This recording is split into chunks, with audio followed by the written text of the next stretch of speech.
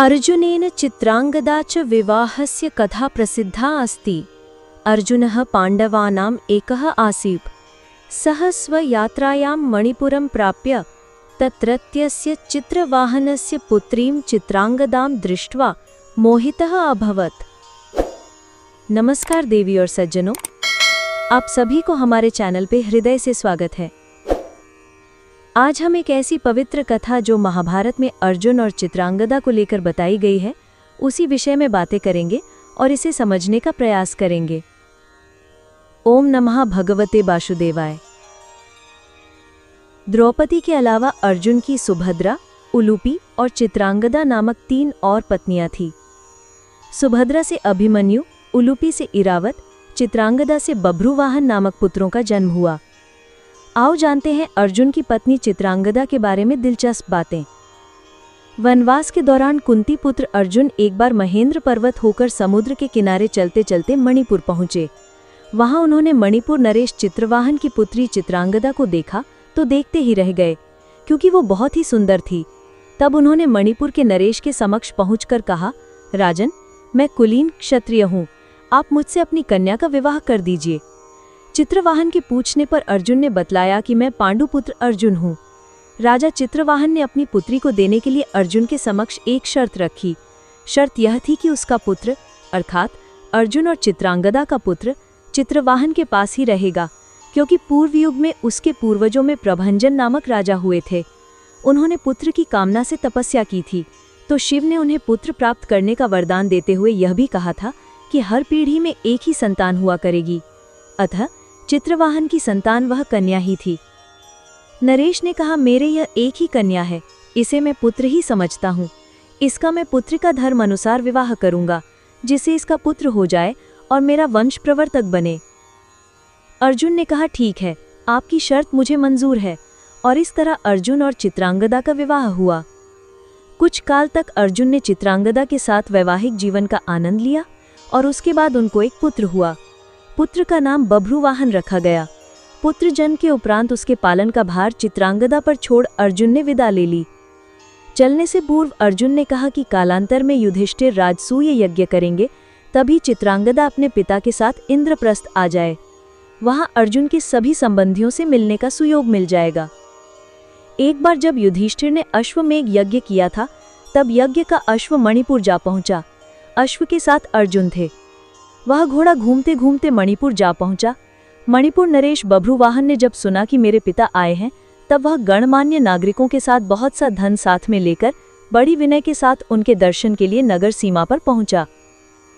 मणिपुर नरेश को इस प्रकार आया देख अर्जुन ने धर्म का आश्रय लेकर उसका आदर नहीं किया। उस समय अर्जुन कुछ कुपित होकर बोले, बेटा, तेरा यह ढंग ठीक नहीं है। जान पड़ता है तू क्षत्रिय धर्म से बहिष्कृत हो गया है।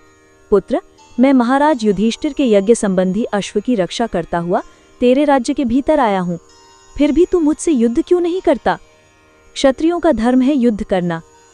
अर्जुन ने क्रोधित होकर कहा, तुझ दुर्बुद्धि को धिक्कार है। तू निश्चय ही क्षत्रिय धर्म से भ्रष्ट हो गया है, तभी तो एक स्त्री की भांति तू यहाँ युद्ध के लिए आए हुए मुझको शांतिपूर्वक साथ लेने के लिए चेष्टा कर रहा है। इस तरह अर्जुन ने अपने पुत्र को बहुत खरी खोटी सुनाई। उस समय अर्जुन की पत्नी नागकन्या उलूपी भी उस वार्तालाप को सुन रही थी।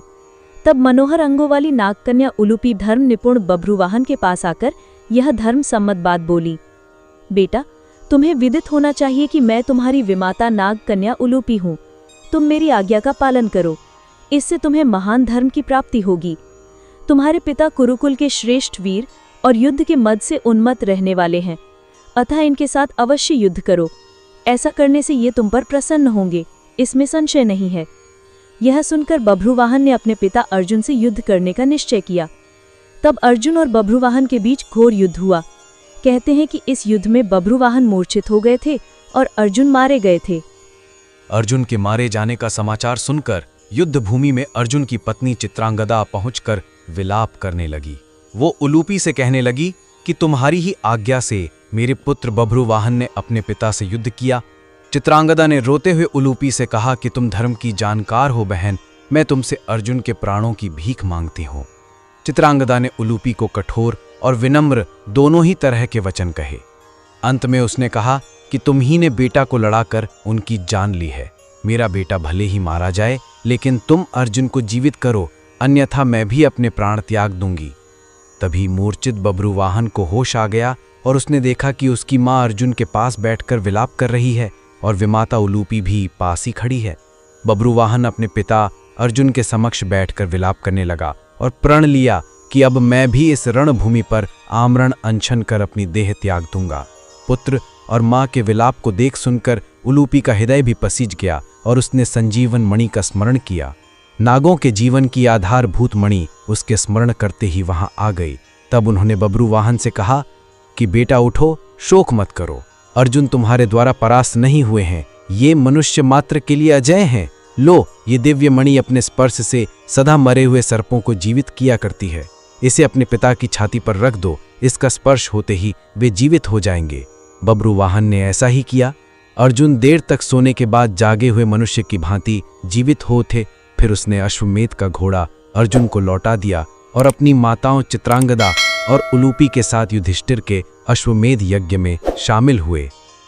जी हाँ प्रिय मित्र तथा गुणीजनों, इसी प्रकार आज की ये पवित्र कथा यहीं संपूर्ण करते हैं।